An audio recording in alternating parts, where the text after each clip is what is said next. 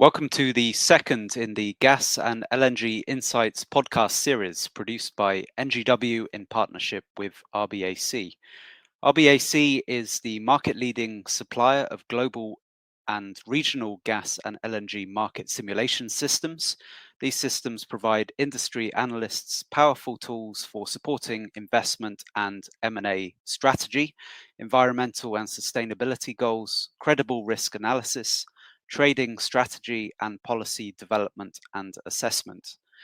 Today, we are joined by Dr. Ning Lin, Executive Director of Global Gas and LNG at RBAC. Dr. Lin is a respected energy industry economist who, before joining RBAC, managed global market analysis capabilities for Shell Trading, Koch Industries, and Tenaska. She holds a PhD in economics from the University of Texas at Austin. Welcome, Dr. Lin. Hello, Joe. Glad to be here. Glad to have you. So, the economic uncertainty globally remains very high. What are the key economic forecasts for 2024 and 2025 influencing the strategies of major LNG regions? I think that's a great question to start our discussion today, since it's the beginning of 2024. Actually, globally, as an economist, I avoid talking about GDP exact numbers because that's a career opportunity of its own. But in general, I think the consensus of the industry among various forecasts, it's cautiously optimistic. Overall, after 2023, I think 2023, everybody was worrying about economic growth as well as inflation. For 2024, I think that for a couple of the census, I think World Economics Forum is saying it's 2.9%. I have seen 3%. So, it's kind of very close to about 3, a little bit less. But the other thing is quite interesting is it does actually see that a lot of the countries, central banks has done a lot to really control their inflation rate, which that is also important to bring some certainty and also encourage basic spendings of the consumers. So I think overall is cautiously optimistic for 2024. And you can see that just pulled up the slide. We see the GDP growth forecast, and we plotted by the very first green column is the first 3 years, 2021 to 2023 average. So that gives you kind of a benchmark. And then the bright blue is 2024. 2025 is a yellow color of the GDP. And these are, on the left side, I actually included 2 charts. One of them is GDP growth, one of them is inflation. The reason it's important is we're not just looking at GDP growth, but, like I said, inflation rates and the control of the inflation rate does bring, further reduced uncertainty, especially for basic needs for energy demand.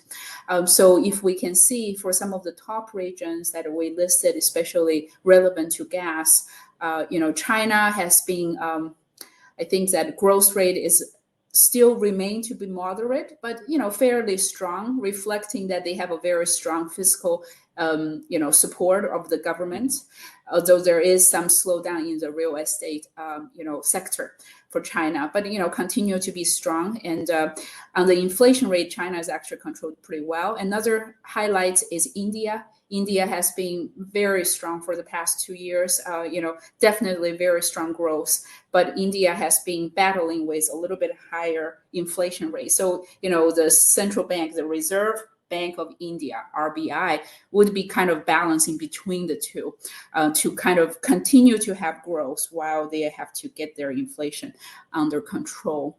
And one of the interesting part is, like Russia has a fairly high inflation rate and low economics growth GDP. Well, because, I think I just read this morning, there's like over $250 billion of foreign direct investment actually directed away from Russia since in the past 2 years. So, wow. You can see there is definitely some impact for Russia.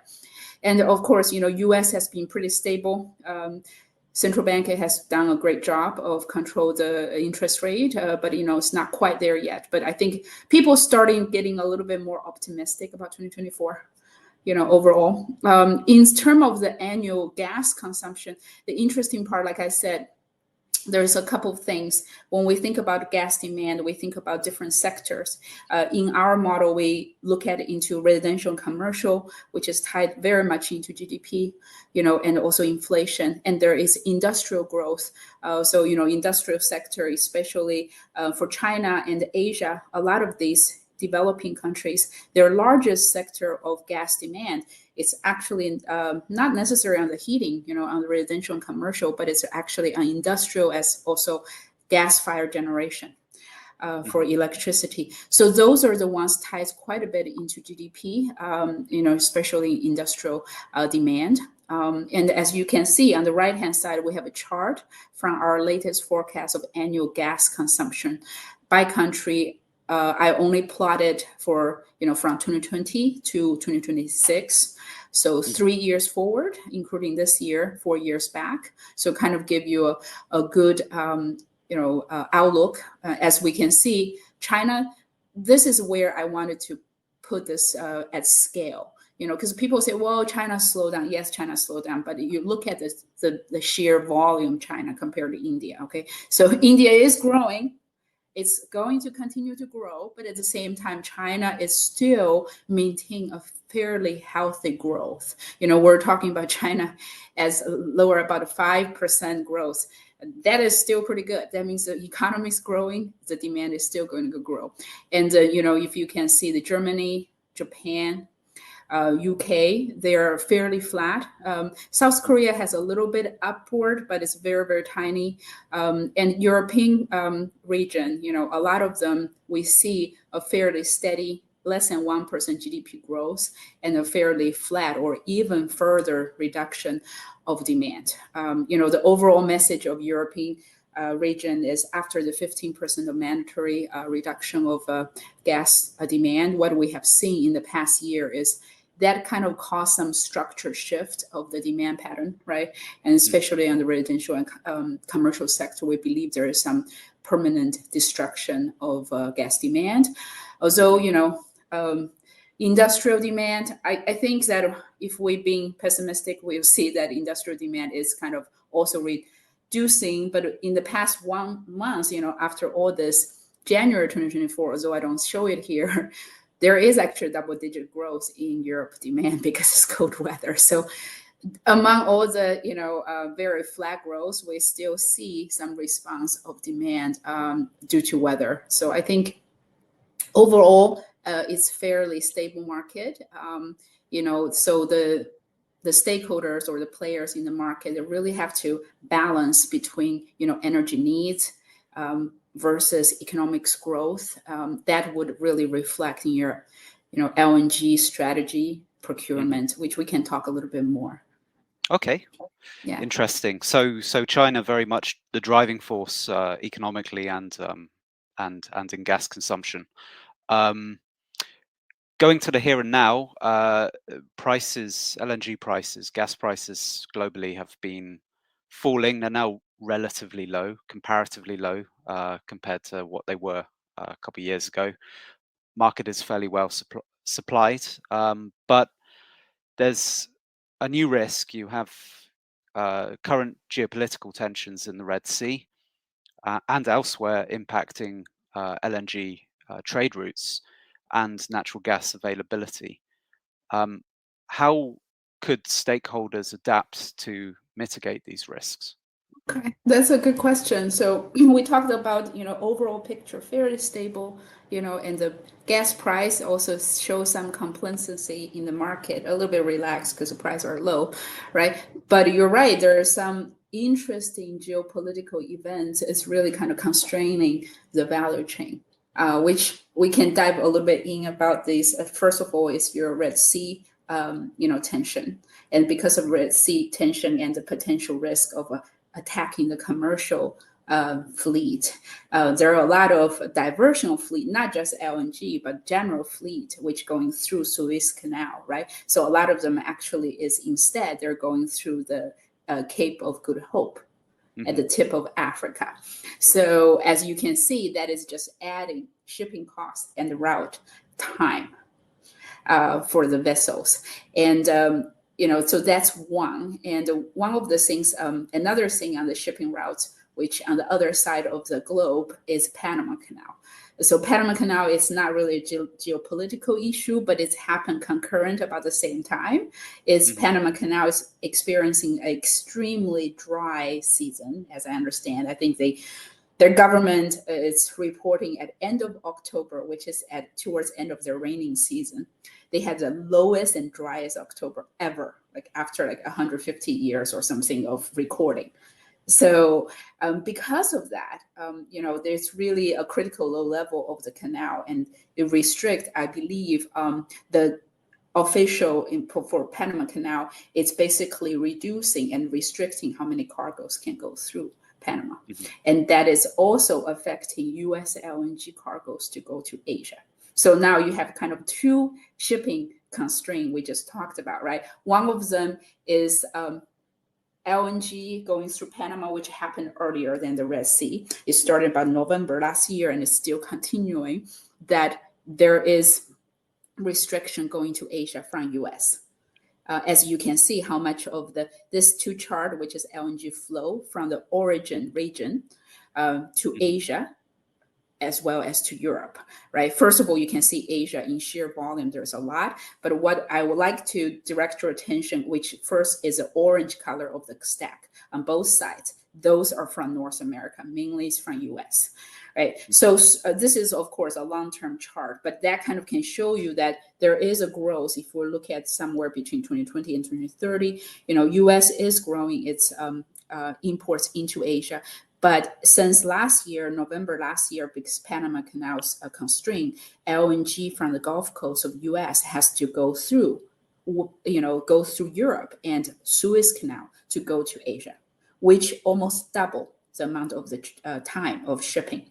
But now, after Suez Canal and Red Sea tension, they have to go even further to go through, the Cape of Good Hope, which add another almost like 50% of the shipping time. So this is why there is a little bit of attention on that. And also for Europe side, as we're just talking about, actually it's quite interesting. So what is there any restriction for Europe? There is some, but not a lot. Mainly it's because you see the light blue color in the Europe chart. There is a little bit that is mainly from Qatar, which is shipping, from Middle East to Europe. But that is a very small amount. When I say small, that means it's small for Europe as a whole, as you can see the picture, but also it's small for Qatar as a light blue color for both charts. So basically that little sliver in Europe, even now, if Qatar has to go through, tip of Africa, it's not the biggest deal. That's why you see constraint in the value chain, but we have not seen significant movement in price to reflecting any tension. So especially for Europe. For Asia, there is a little bit more tension, but because of the current price premium, it is possible to cover how much is the extra parts of the routes. I mean, also another thing, you're like, well, Red Sea is such a big deal. Why they're not nervous? Well, because I said, if they go through Panama and they have to go through Suez, they double the amount of the time. And then they just went another 4,000 kilometers. So, I mean, it's bad, but it's not a deal breaker because it's already bad. They just went from bad to worse. So that's kind of the way you can think about it. It's like the market is relatively stable right now, and there's some slack, and the increasing of the shipping routes, it did add up to the shipping cost, but it did not have a material movement of the market price yet, especially for LNG sector. Yeah. So we have the impact of the conflict there, and then we have the impact of political developments in the US more in the longer term. So the US Biden administration announced a temporary pause on approvals for LNG exports to non-FTA countries in January. what kind of impact is that going to have? How much extra supply is at stake from that pause, and over what time period in terms of when that supply enters the market? That's a very good question. So this is another one. So it sounds like we have a very busy beginning of 2024 with several issues, right? Certainly. So the Biden administration, Joe, you just said very well. So it paused. First of all, it's a pause on the DOE's, so Department of Energy's, their authorization for export, and it's only for non-FTA countries. So that means, of course, there's a lot of them. So, China is not, EU is not, that's, but, South Korea is actually part of FTA, by the way. Japan is not. So there is, so basically majority of the country will be impacted if this continues. So it's just kind of on the buyer side. So now on the seller side, you talked about, in terms of the batches. So in my head, I'm kind of thinking this way: any existing terminal operation not affected. So that's a very first layer, right? So let's talk about the ones coming online. The way I see it, there's 3 layers. The one layer is what is already proved. So if it's already proved, we're talking about some of them that it's coming online. A lot of them in 2025. As you can see on this chart, we have incremental LNG production capacity. On the left side is liquefaction capacity. On the right side is regas. So since we're talking about LNG production export pause, so we can see mainly is the orange color of the stack bar will be affected. And this is showing is incremental capacity coming online. So the ones coming online 2025, 2026, 2027 even, they are not affected. These are the terminals, that already got approval, and they already got an export approval, and they don't need to do anything further. They will go on and have their exports. The next layer is what I call, they have the approval, but they might need extension. These are the ones like Cameron Phase 2, Mexico Pacific, Rio Grande LNG. And so these are the ones, they may have some issues because they may need extension for the non-FTA approval. And this is not really specified in the DOE announcement back in January. But at the same time, they're a couple of years away. So I don't think anyone is really right now trying to test what will be in the new region and decision for DOE yet, right? So I don't think there is a lot of, projects being nervous yet about that.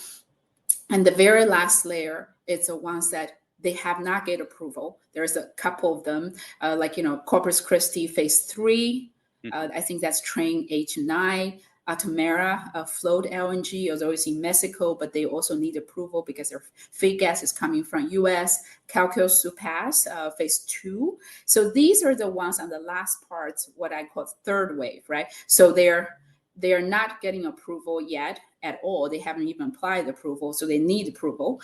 So for now, these are the ones definitely they will be, on pause unless this is lifted. However, all of them together, what we're talking about is right now, just kind of a baseline. US has about 93, 94 MMPTA annual liquefaction capacity. We're talking about the first tier, which I told you that is not affected. That will add about 50, I think the 50 to 60 MMPTA. So without anything, even with the regulation, US will have, a 2/3 of increase of its liquefaction capacity in the next couple of years. That is not affected. Okay.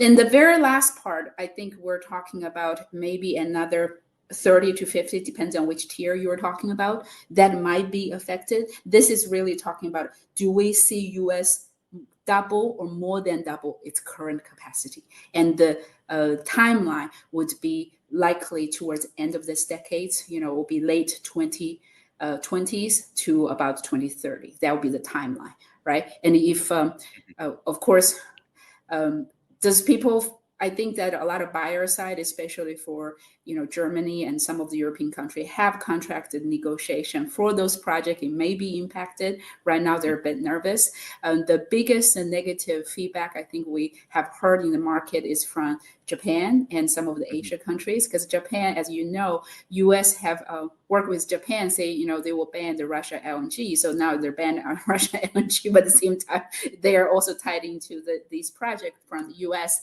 So there is some concern from Asia buyers that whether U.S. LNG long-term is reliable, right? But at the same time, I think a lot of people in the industry believe this is a pure political move from the government side. Of course, I already explained to you that in terms of capacity, U.S. is going to be a major LNG exporter of the world. You're just talking about the very last bit, right? So, but does that have any further and longer term impact? It's hard to say because it's a political move. It's very likely the picture will be different early part of 2025, a year from now, right? After the new president sworn into the office. So it's something we yet to see. But at the same time, I do not think that it's creating any ripple effect in terms of the market yet. Yeah, I mean, on the supply side, potentially it could open up, opportunities for the likes of Qatar. But as you said, it's too early, to say that. Yeah, that's interesting you mentioned that, because you probably see that Qatar just came Yeah. out and, a little bit interesting timing. So they said, well, we're going to, I think they added about 16 MMPTA. They're going to continue to expand. And I think there is also some movement on Russia, and, potentially Russia would be very well placed to maybe go and have some discussion with the Asia buyer. I think Russia just came out and say they secured LNG deal with India. Right. Or Okay. extension. So I think there is definite movement, but yet, I think the grand picture is U.S. still is going to be very firmly one of the top exporters. We're talking about a small amount. I don't think at this point it will change the big layout of the LNG global market long term. There may be some marginally project here and there possible. But in terms of the sheer size and how U.S. LNG plays in the world, I don't think that it's really changed fundamentally. Yeah. So the top spot is very safe. Moving to Europe, European gas market has gone under monumental changes in its supply mix over the last 2 years, from relying on Russia as its number one supplier by quite a big margin. Now it's embraced LNG, a lot of Norwegian gas coming in and from elsewhere. Looking at the situation today, how flexible is the European gas market, and how can Europe ensure supply security amid fluctuating demand and supply constraints? Yeah, so that's a good question. I think right now, when you look at the market, a lot of people probably feel it's pretty good. So right now, especially at the beginning of this year, after 2 years, everybody was very nervous about European market. I think turning out 2024, it seems, it's very quiet. The price is down. We see our demand is up. So I think it's very important to realize, even with this very steady and fairly mild market condition, there is a hidden volatility, because fundamentally Europe, just like you said, it went through a structural shift. So volatility level and things like that, it did not really go away due to the supply mix of the Europe market has changed, right? So instead of relying mainly on Russian pipeline gas, it reduced to a very small amount. And I know that you probably have seen that, Europe is not going to renew, like Ukraine is not going to renew with Russia for their pipeline tariff contract. So all of that saying that, there is not going to be a comeback likely for Russian pipeline gas. So Norwegian gas become very important. LNG plays a very important role. That comes back to talking about why U.S. cargo becomes so much more important for Europe, right? At one point, I believe, last year, U.S. LNG cargo was more than half of what is received in Europe at one point. But you're talking about a major part of the Europe's LNG supply mix. So I think that for Europe, what they have been doing, this is a kind of an interesting chart, because I think on one side is Europe has reduced its flexibility of supply. Well, it's coming from a different form, right, as regas volume from the LNG cargoes. And this is a chart of LNG import versus Europe's total capacity. As you can see, Europe has really focused adding in a very short amount of time a regasification capacity of Europe. And the bottom part is our forecast long term all the way to 2030 of regas volume. One of the thing is, the good thing is a lot of the countries are getting LNG imports, but also it's creating another form of dependence on imported source.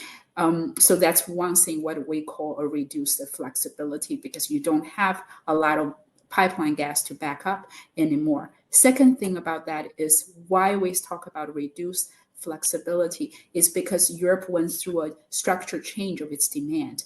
One of the things is when you go through this, consumers and sectors, they already downgrade their consumption. So any discrepancy and any discretionary consumption, we believe a lot of them is being, it's being either conserved, they just use less, right? So there is kind of a certain amount of loss of demand. That loss of the demand is the part is more elastic. So when you lose that part, what do you have left is, technically less elastic part of demand, which means in general, it has a lower demand, but it may have less flexibility than before, right? And of course, another thing is Europe is also going through an energy transition, a very, I will say, very ambitious agenda of transition to renewables and even hydrogen-based, energy solutions, which that would create new challenges of calling on natural gas as a bridging fuel, no matter if the governments are saying that, but the truth is natural gas has to play a role, not only in terms of volume, but also backing up for a lot of different emerging sectors in the way that natural gas probably wasn't used in Europe before. So that's why we see that there is challenge ahead, while the supply mix of Europe, really it's there, but I think the volatility and reduce the flexibility is not something can be overlooked. And in terms of the LNG players, I think how to attract cargoes in the short term, actually, it's a very good position for Europe. Like I said, because of Panama Canal and Red Sea, a lot of LNG of cargoes from Europe, at least for now, Europe looks a pretty good destination. And we know, as a matter of fact, a lot of Asian buyers, as long as they have, if they could divert their cargo to Europe, they have been doing that in 2023. Even some of the major China players, they have been diverting their cargo because of the very good arbitrage. So I think for now, Europe is really good being able to successfully attract LNG cargoes to its market, and it's continue doing so. Don't see anything change. And hopefully the LNG liquefaction capacity come online on time, that problem will solve. So I don't think there are going to be further challenges of course there's challenges we haven't seen, but I think that Europe probably went through the worst 2 years. But going forward, the reduced flexibility just requires more careful thought in terms of strategy of LNG procurement for European buyers, But for now, I think they're pretty good. Okay. Now, looking ahead, so in the medium and long term, what are the drivers for natural gas and LNG markets in Europe, but also in Asia, other regions? You mentioned the energy transition. That's obviously there's a lot of serious focus on that in Europe. There's a push for a very, you could say, aggressive energy transition plan, but it's also happening, of course, in Asia. How does the energy transition and other factors affect the outlook? Yeah, so this is a very interesting, for the medium to long term, what we see is the picture changes, right? So the picture changes. So for Europe, right, Europe is kind of in a situation as gas supply got taken away, you have to restructure really fast. So you have a lot of short-term needs. But in terms of medium, long-term, Europe is trying to work really hard to get away from natural gas and reduce its dependency. So I think the most important thing is really looking at, one side, Europe will be actively building regas, as we can see. It has a lot of even spare capacity. So I think Europe knows that it needs that. It needs to pay for that extra capacity to secure its supply. But at the same time, there is a very ambitious, targets for using renewable and hydrogen. One of the things, I think that's very important, and it really helped to shape Europe's future and energy mix. One of the things from the natural gas, or two things, what I mentioned, one of them already, is natural gas will still be there. It may have a smaller volume, but the use and requirement of volatility and seasonal backup, I think, is only going to be increased. So the requirement for natural gas to be there and more flexible, it's going to increase over time when you have more renewable and hydrogen in the mix. And what does that mean? That means more volatility for natural gas. So that's one. And the second thing is really careful to watch the progression, because I think with a very ambitious plan, as we know, sometimes you have times that you did not hit the target. There may also be that, ambitious plan would fall short because of, provide the reliability of the system. So that's something I think is really important to watch for Europe. But overall, in medium long term, we see Europe to kind of settle into a flat and start decreasing if the plan of the ambitious climate goal policy works. Generally, we see Europe and major economy in Europe have a declining gas consumption. But for the Asia, so thank you for pulling up this slides, very timely. On the Asia is a different picture. We see more increasing of the consumption for some of the major countries. So here is a chart that we have the gas balance from the G2M2 model. Each of the, the chart has its own scale, so they're quite different. So we can see each of the line chart is the consumption. So the top line indicates what's the total gas consumption. The stack chart shows what is the different source of the natural gas in the country to meet the gas consumption. So we can see for China, a lot of them come from production, fair amount from pipeline imports from Russia and Central Asia, and the dark purple is regas. But we can also see, very interestingly, for Japan and South Korea, both of their developed countries in the Asia region, they have more a flat and declining curve because both of their government is pursuing their climate target goals, actually have a benchmarking of 2030 as well as 2050. And for India, as we can see, India continue to grow. They have a fairly strong growth potential in the long term, but a lot of that has to be met by regas. That's why also India is a major LNG player in the future, and I think its role and the importance is only going to grow over time.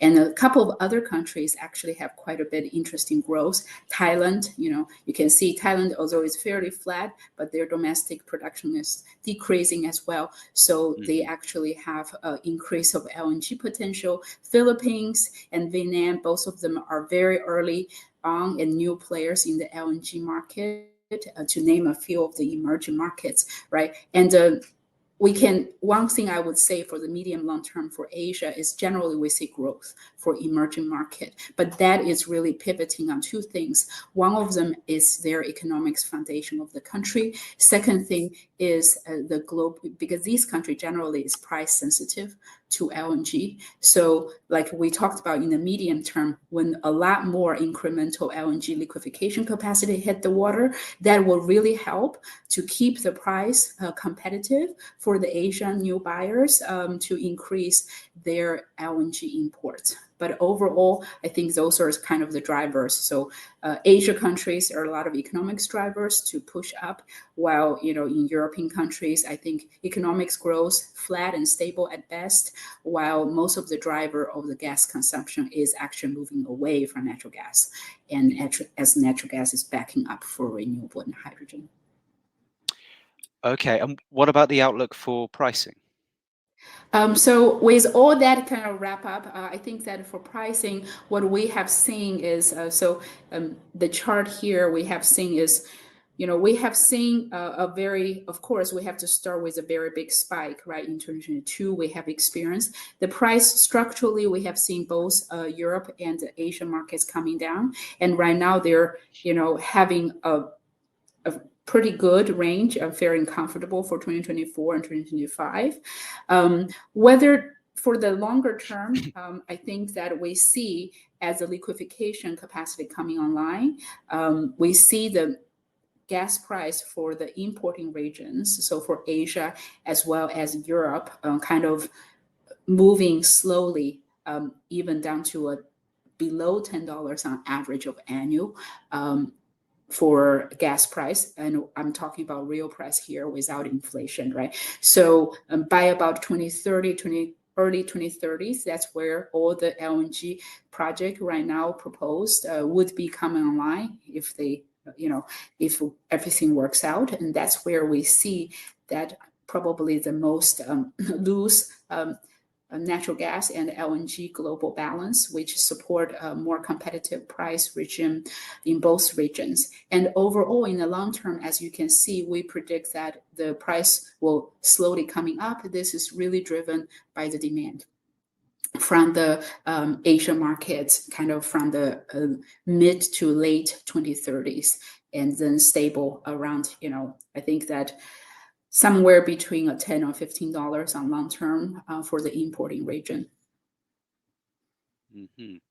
Well, Dr. Lin, thank you very much for sharing your analysis and perspectives today.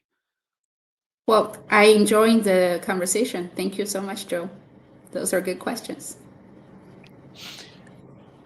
This has been the second in the Gas and LNG Insights podcast series produced by NGW in partnership with RBAC. Thank you and see you next time.